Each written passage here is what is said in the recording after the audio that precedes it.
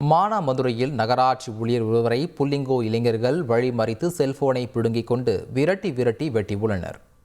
சிவகங்கை மாவட்டம் மானாமதுரை நகராட்சி ஊழியர் ஹரி என்பவர் நகராட்சி பின்புறம் உள்ள வைகை ஆற்றுக்குள் செல்லும்போது 5ற்கும் மேற்பட்ட புல்லிங்கோ இளைஞர்கள் அவரை வழிமறித்து செல்போனை பிடுங்கிக் கொண்டு விரட்டி வெட்டியுள்ளனர். இதில் அவர் தலை மற்றும் வலது தோள்பட்டையில் பலத்த காயம் அடைந்தார். அருகிலிருந்தவர்கள் அவரை மீட்டு மானாமதுரை அரசு மருத்துவமனையில் அனுமதித்தனர்.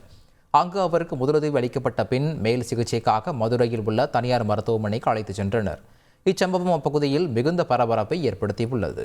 எத்தனை பேர் வந்தாங்க? 6-7 பேரா? ನಿಮ್ಮ ஓடியாண்டியா? 6 பேர்ல யாருமே அடையாளம் இல்லையா?